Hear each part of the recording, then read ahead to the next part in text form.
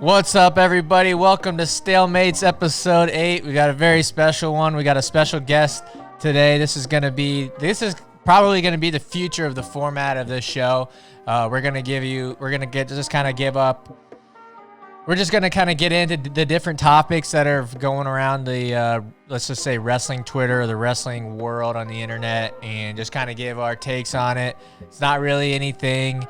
Not really breaking down any like film or we're still gonna do interviews and this, that, and the third. But the main thing that that I think we're gonna focus on is just kind of like giving you, like doing kind of a report on what's going on in the wrestling world as far as like the internet goes. So without further ado, we got my best friend in the building, the other half of StaleMates, all the way from Boulder, Colorado. Say what's up, Tyler. Word. What's going on, everybody? Good to be here. Quarantine. Quarantine.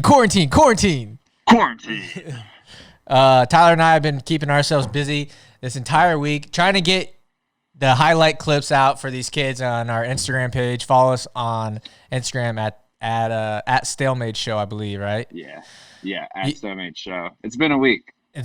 So basically what happened was this whole coronavirus deal went down, and we were both kind of bored and trying to figure out stuff to do. So we just started practicing with like video editing. We both downloaded Adobe Premiere, and we both, follow the sport of wrestling and whatnot. Both got that creative pack. Yeah, we both we grew up doing this kind of stuff.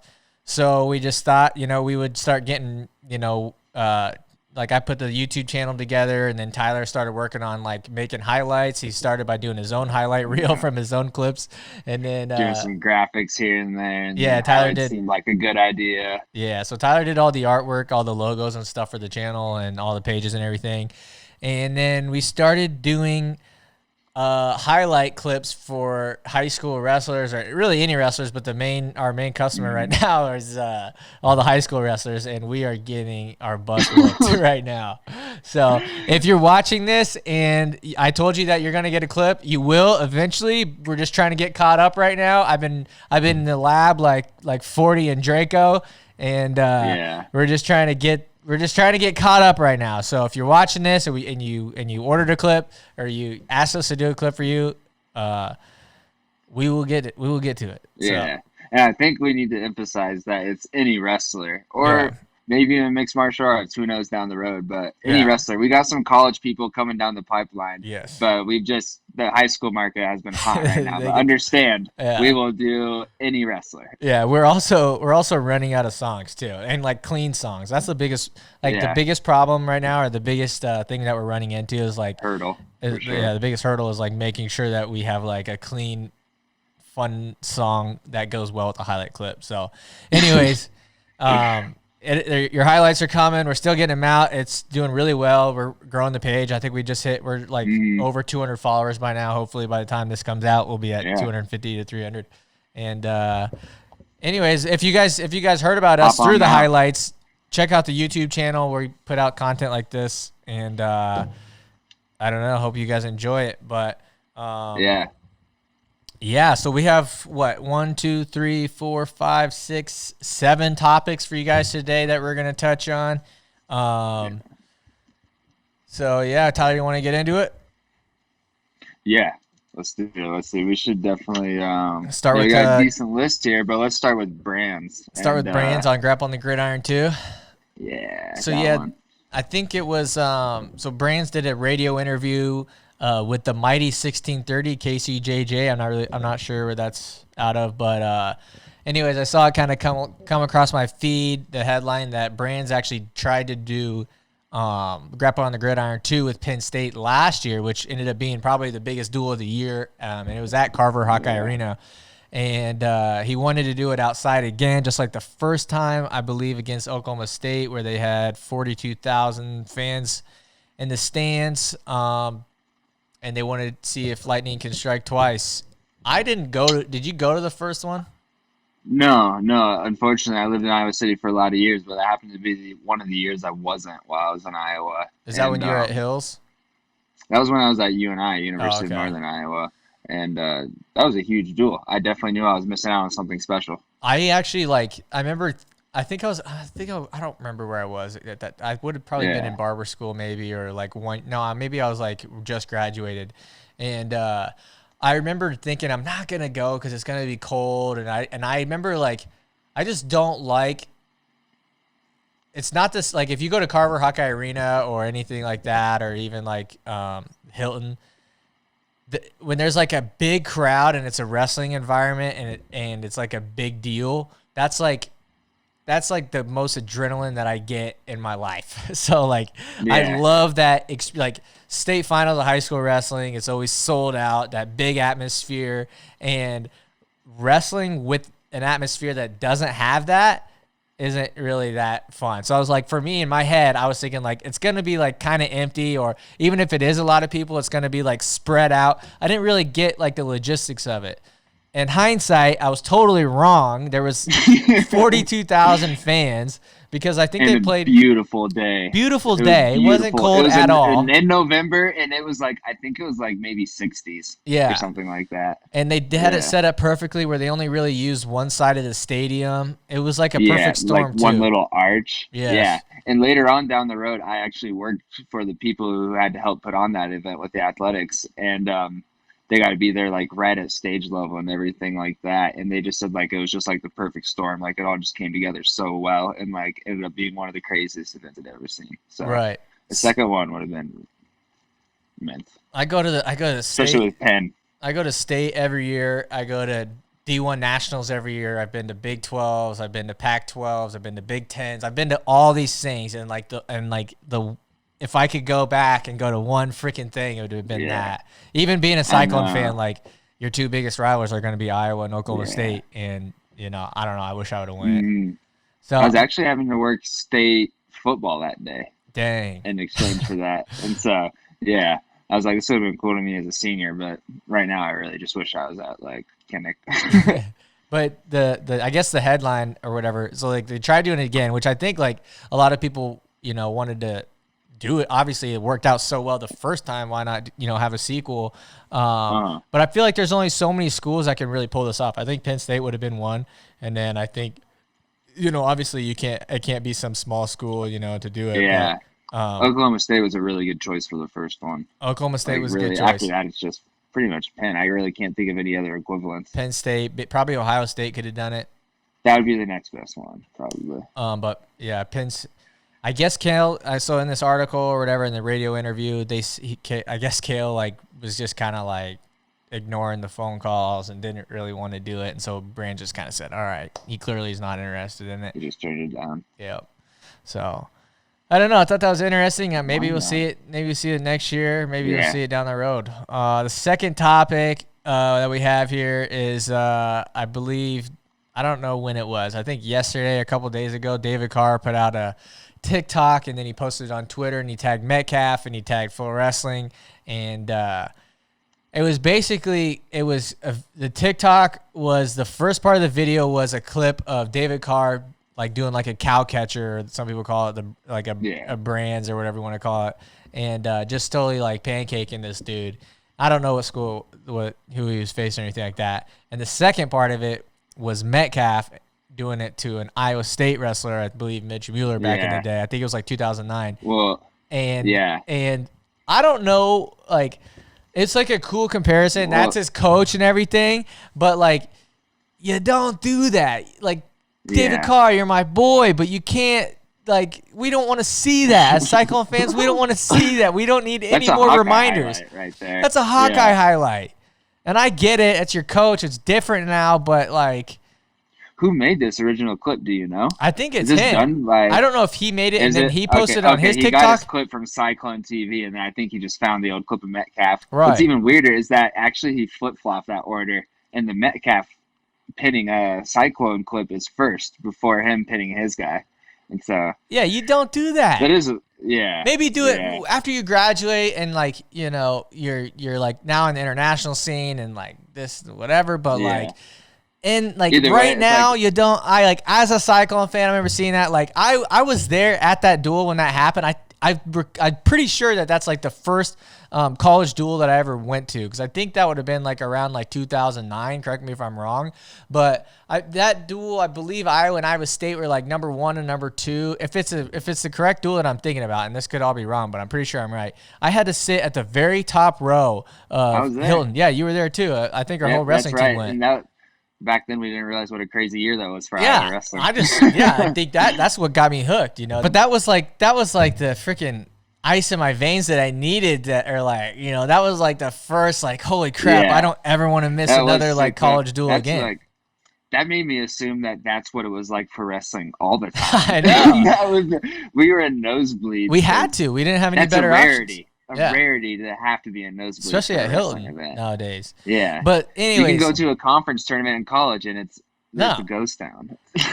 But yeah, don't post that, David Carr. At least give it like a year or two till you get out. I get it. TikTok's a big thing right now, but that was painful. It's a cool coach athlete comparison, but I don't know. Maybe it just wasn't something that it was crossing his mind because he's so involved with it. But even if it was like, I get where you're coming from. Even if it was Metcalfe doing it to like a guy from like Illinois or something like, or Nebraska, then you could do it. You could get away with that. Metcalfe doing a cow catcher. Yes, he loves that.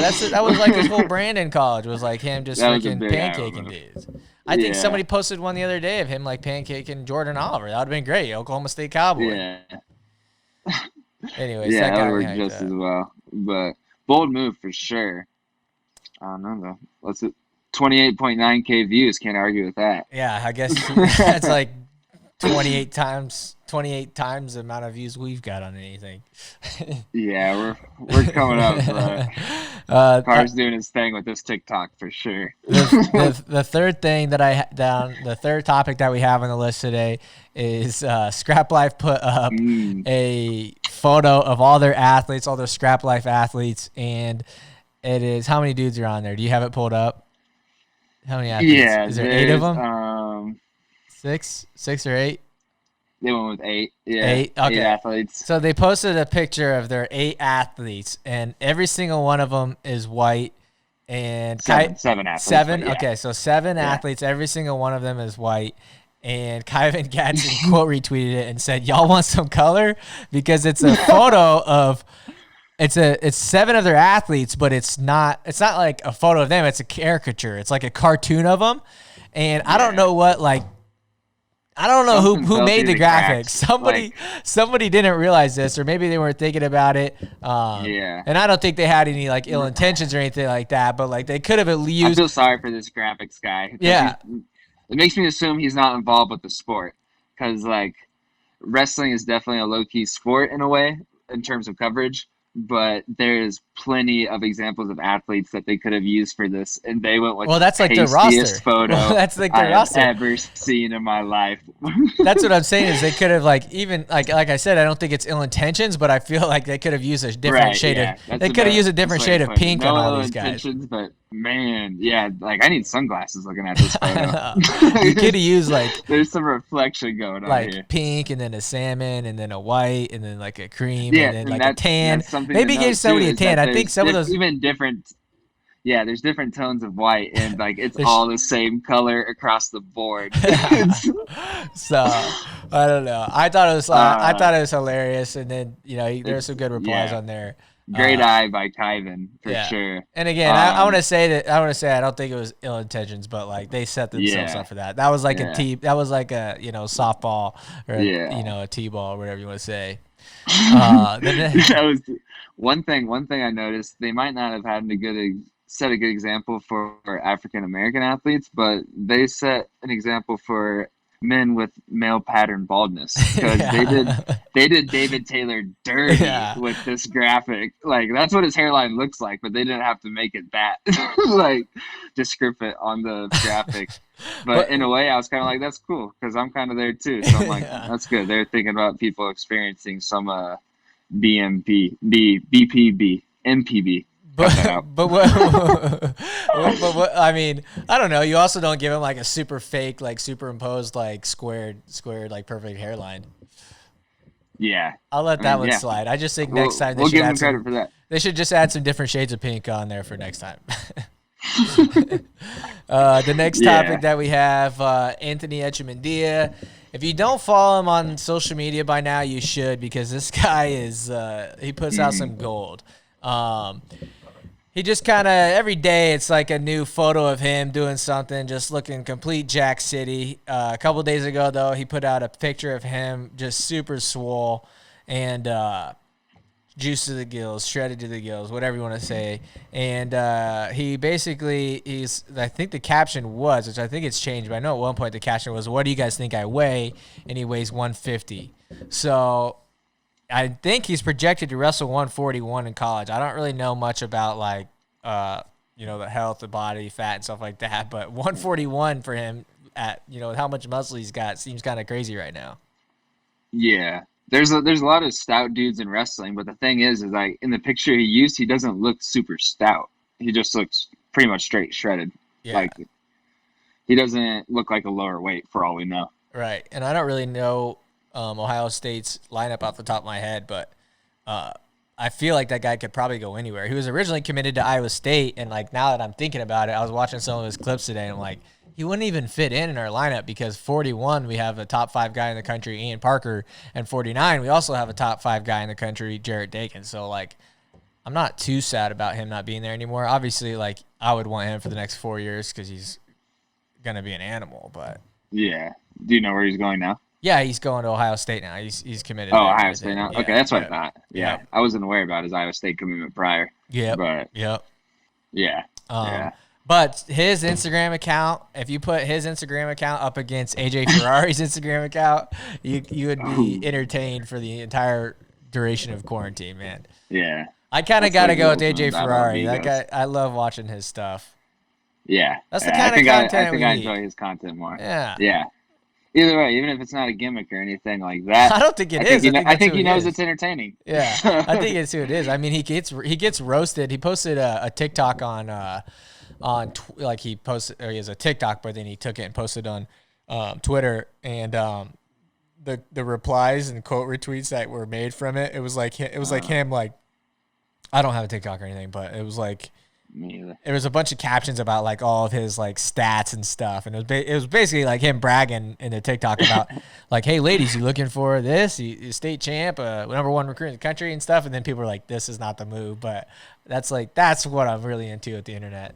Like I love watching that stuff. Yeah, just watching his ego just run rampant and just I love it, dude. Just along for the show. Even though he's going to Oklahoma State, I mean, I'm excited to see. Okay. Yeah, I hope like he does the same thing in terms of like celebrating on the mat and stuff like that. I hope he's as much as a showman. Yeah, I don't know. I've never. I mean, I've seen a couple interviews of him, but I don't know his. Yeah, your personality online is a little bit different probably than in person, but exactly. Even like in a match or something like that. And I'm not super familiar with his high school career, so. He also had a video of him lifting where there's like a huge pile of toilet paper, and I'm like, pretty sure it's like kind of frowned upon right now. It's like it'd be the guy stockpiling on toilet paper, but oh well. Yeah, I got a lot of questions after hearing that, but we won't go into it. All right, the next one, the draft happened last week or the week before, who knows at this point, and there was a picture coming around the internet quite a bit. It had Aaron Costello versus Tristan Wirfs, who's the guy who got drafted by the Buccaneers, and basically people were putting, it was like a picture of them two wrestling, and like Costello's like the shorter, chunkier kid, and then the taller, like NFL looking player, and it says like, would you believe if I told you the guy in the left, beat the guy in the right? And so it's like Costello beating Wirfs in wrestling in high school, and people had their fun with it. I thought it was pretty cool. Interesting to see. Dude, it's one of the most perplexing photos I've ever seen. I actually didn't. The first time it came across my timeline, I saw it and I just thought that was like funny, but I didn't know who the wrestler was, and then I found out it was Costello. It's like, oh, exactly. And that's when I was like, what? Like I thought maybe it was edited or something. Like, is that what he looks like nowadays or no? No, not something about that photo is just not flattering for Costello. Can you pull up and see how tall Costello actually is? He's 5'11". Is he really? Yeah, he looks like he could be 5'6" in that photo. He looks like he's 5'6". I don't know how tall Tristan Wirfs is. How tall is Tristan Wirfs? Like 6'7"? That is a great question. I don't know, but he's freaking. I He's don't know. towering over him in this photo, and Yeah. it's scary. I watched Wirfs wrestle in high school. I Wirfs watched him is wrestle in the state 6'5". finals. Wirfs is still a lot taller than him, but He's in 6'5". that photo, it looks like he could be 2 feet taller than Costello. Yeah. It's just I don't know if it's the angle or what. It's the strangest photo I've ever seen. I highly recommend pinning it to this video if you can. Really I will. that. Yeah, I'm gonna get screen captures. Hold on. Hold on 1 second.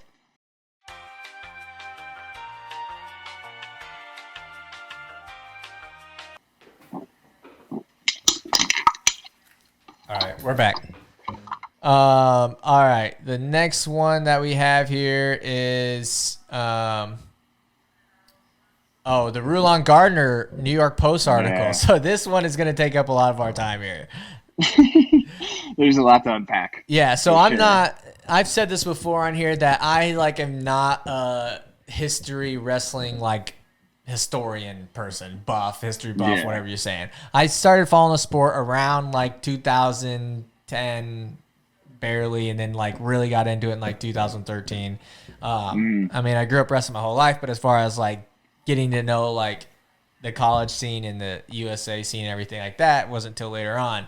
But Rulon Gardner was around in the early 2000s or whatever, and the New York Post put out an article yesterday. It's kind of random, right? That's what I thought.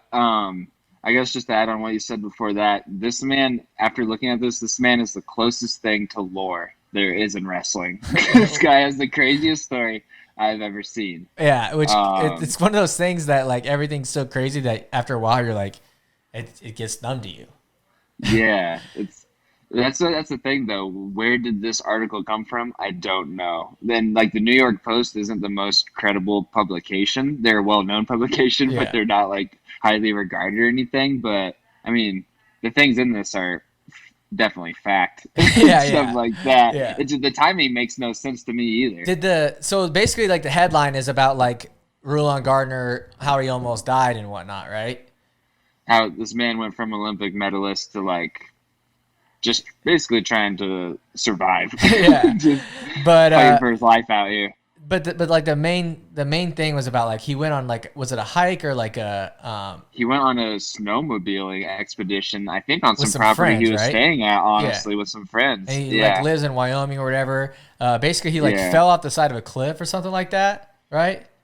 He fell off the side of a cliff and got kind of stranded and had to find his way back, and he almost died, and he credits Jack Nicholson from The Shining or whatever, and said he didn't want he just kept thinking about Jack Nicholson and how he just wanted he didn't want his mom to find him frozen in an ice cube or whatever. Yeah, he pictures the scene of Jack Nicholson frozen in The Shining to keep himself alive. He thought, I don't want my mom to see me like that. So this guy somehow survives just off of that motivation alone. And they sent in helicopters to rescue him, and he survived. Yeah, it took a team to find him still. He didn't do it all on his own. He did have they had to amputate some of his toes.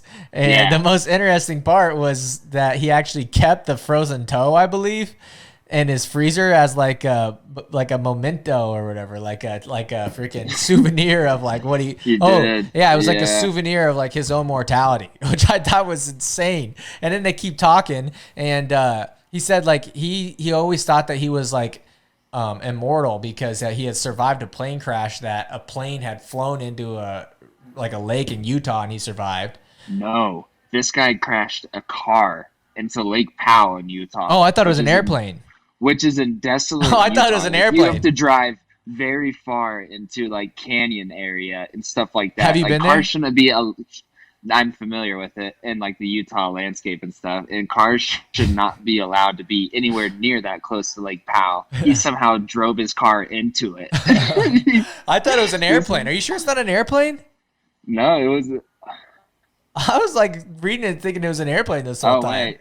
Oh, damn it. How did I misread that? Now we have to cut all that. No, we don't have to cut it. No, that's hilarious, dude. I read that. I was like, he survived a plane crash? No. It's funny that you said that though, because I would have never known that a car couldn't have gone back there. Yeah. Wow. him and two friends swam for more than an hour to reach land. This guy's unstoppable. And he's huge. He's a big guy. Yeah, yeah. All you need to do to understand this guy's story is include the pic that they included of him for this article at the top, and you'll be like, I understand completely. Yeah. This guy, he's a wild card. I actually remember watching him on The Biggest Loser back in the day because my mom's super into reality TV, and I remember she's like, oh, there's a wrestler on here. And then I didn't really think anything of it. And then I remember watching him on there, but I didn't know who it was.